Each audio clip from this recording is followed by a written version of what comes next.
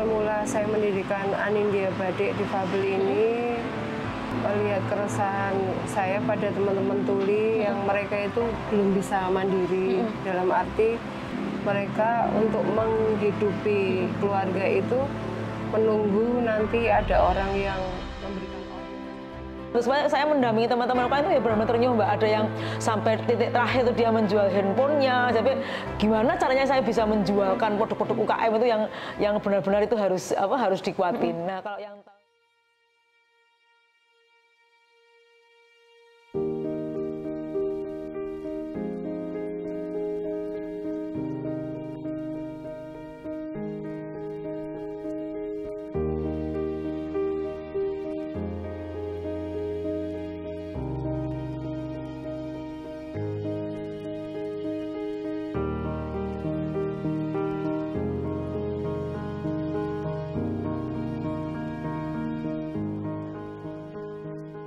Bu, bisa cerita gitu, awal mula Ibu mendirikan Anindya Batik Art Difabel ini, dulu seperti apa ceritanya?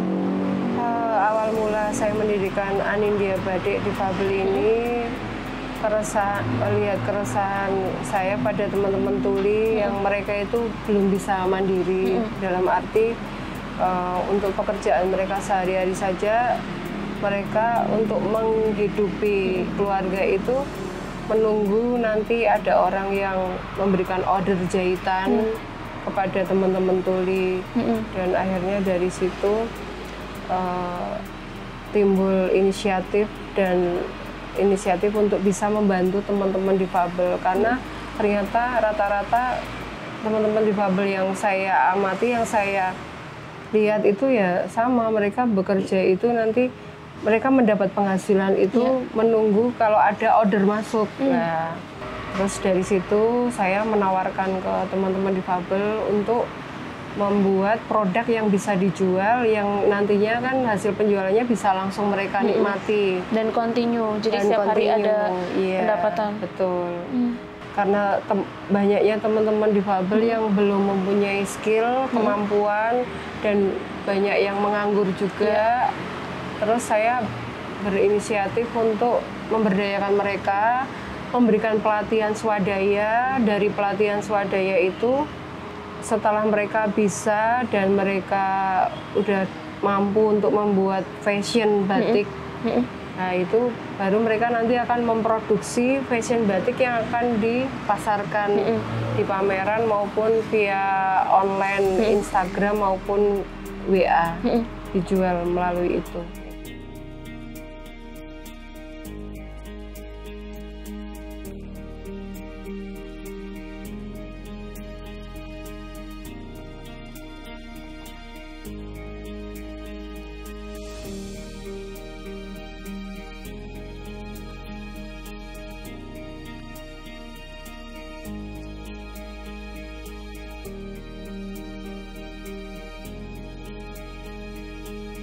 Kalau Bu Lisa sendiri sebenarnya bukan penjahit, bukan desainer ya, jadi lebih ke kepedulian, kemudian membantu, mendampingi gitu, memfasilitasi. Saya sebenarnya tidak ada basic menjahit, basic saya pemasaran. Nah, tapi kan namanya kalau ada kemauan pasti ada jalan. Dari situ tadi, jadi teman yang produksi fashion batik maupun fashion tenun itu teman-teman difabel atau teman tuli, saya yang bantu menjualkan. Iya, karena memang spesialisasi saya kan di pemasarannya. Iya.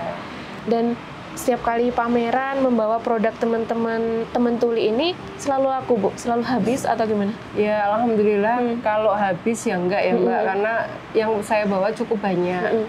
Karena kan produk dari teman tuli itu kan, teman tulinya ada beberapa orang kan, ada 8 sampai 13 orang. Jadi memang produk kami itu memang dipersiapkan untuk dijual di pameran. Jadi displaynya banyak, ya penjualannya alhamdulillah bisa untuk menutupi kebutuhan hidup sehari-hari teman-teman tuli, dan bisa untuk produksi lagi, bisa untuk pemberdayaan atau membiayai pelatihan swadaya bagi teman-teman difabel, nggak hanya tuli, Mbak, bisa juga Greita, terus Daksa gitu, teman-teman Daksa juga ya kami pelatih. Ada juga yang mereka hanya karena sudah mempunyai skill belajar di tempat kami terus bekerja di tempat lain di daerah mereka juga nggak apa-apa. Yang penting ilmu yang mereka dapatkan itu jangan sampai sia-sia, tetap digunakan dan syukur-syukur bisa ditularkan lagi ke teman-temannya yang lain. Iya. Supaya mereka bisa mandiri dan juga maaf tidak dipandang sebelah mata dengan skill yang mereka miliki, dengan kemampuan yang mereka miliki, ya mereka tidak dipandang sebelah mata. Di satu sisi mereka punya keterbatasan, tapi di sisi yang lain mereka punya kelebihan. Iya, benar sekali. Dan orang ketika melihat karya ini, misal batik yang ada di belakang tuh tidak lagi melihat, oh ini karya teman tuli, tak belilah atau apa, tapi karena emang hasilnya bagus gitu ya Bu. Betul. Karena emang ada karya seni yang jahitannya juga rapi kayak gitu ya, menghargai karyanya. Betul. Jadi orang beli.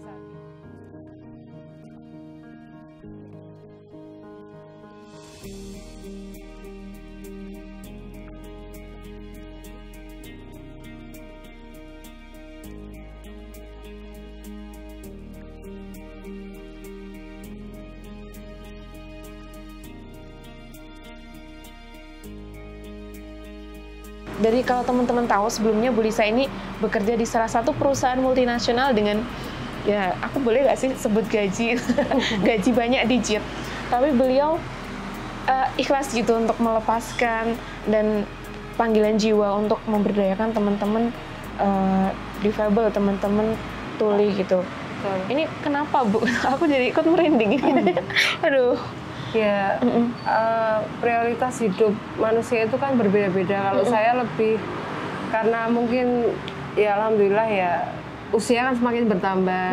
Jadi kembali lagi kan itu tadi harus ada hablum minallah, hablum minannas. Nah itu saya lebih ke sana. Jadi saya meninggalkan yang istilahnya, bukan meninggalkan ya. Maksudnya ya mengesampingkan. Saya mengesampingkan dan lebih mengutamakan untuk yang sifatnya sosial. Jadi makanya saya meninggalkan pekerjaan saya yang di perusahaan multinasional tadi. Tapi saya yakin Tuhan itu pasti memberikan jalan itu yang lebih baik lagi. Hal yang manfaat bukan hanya untuk diri saya sendiri, tapi kan bermanfaat untuk banyak orang juga. Itu saya lebih merasa puas gitu Mbak, ada kepuasan batin tersendiri gitu. Dari keluarga sempat nentang gitu nggak sih? Awalnya iya, ada suami anak misalnya. Iya, suami anak sempat tanya, lu kenapa mama kok udah kenapa mama kok memutuskan untuk tidak bekerja lagi di perusahaan tersebut. Lama-kelamaan saya memberikan pengertian kepada mereka. Dan akhirnya saat ini suami dan anak justru support 100% untuk kegiatan yang saya lakukan, untuk usaha yang saat ini saya lakukan, ya, terutama anak dan suami. Jadi teman-teman kalau yang namanya UMKM itu kan ada entrepreneur dan Bu Lisa ini saya sebut sebagai sociopreneur. Jadi usaha dan upayanya nggak hanya untuk sendiri dan keluarga, tapi untuk sosial gitu. Dalam hal ini khususnya adalah untuk teman-teman difabel supaya mereka mandiri dan berdaya. Ada nggak Bu mungkin support dari teman-teman lain atau mungkin dari dinas atau yang lainnya? Alhamdulillah sejauh ini karena kami workshop kami berada di Semarang, Jawa Tengah. Beberapa dinas yang sudah support kami itu Dinas Koperasi Kota Semarang, Dinas Koperasi Provinsi Jawa Tengah, Disperindak Provinsi Jawa Tengah, ada juga IPMI PW Jawa Tengah, yaitu terima kasih sekali kepada Bu Mike, Ketua IPMI PW Jawa Tengah yang sudah memfasilitasi support buat kami dan teman-teman tuli, dan masih banyak dinas yang lain sih Mbak yang tidak bisa saya sebutkan satu persatu. Mereka sudah banyak support terhadap kami dan teman-teman tuli. Support dalam banyak hal ya Bu, mulai dari ada yang mesin jahit, dukungannya. Di Snaker Trans Provinsi Jawa Tengah itu juga support untuk mesin jahitnya. Pameran juga ya Bu? Pameran juga, iya.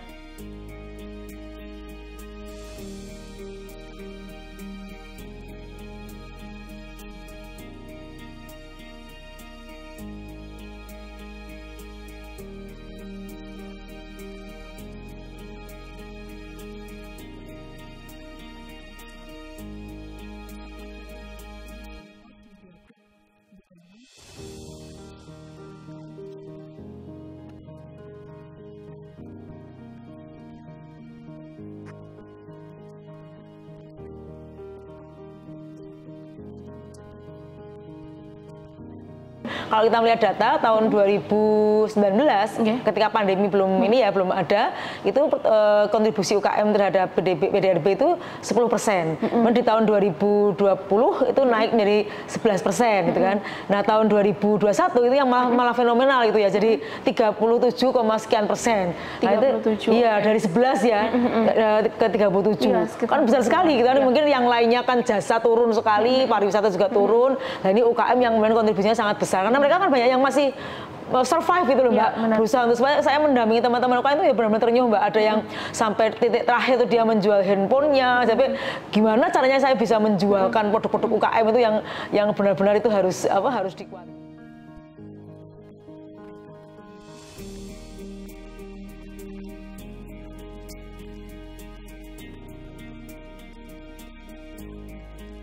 Kita juga kan ini ada Mbak 40% pengadaan barang jasa pemerintah itu wajib kemudian dialokasikan dan diakses oleh UKM, terutama usaha mikro kecil dan koperasi.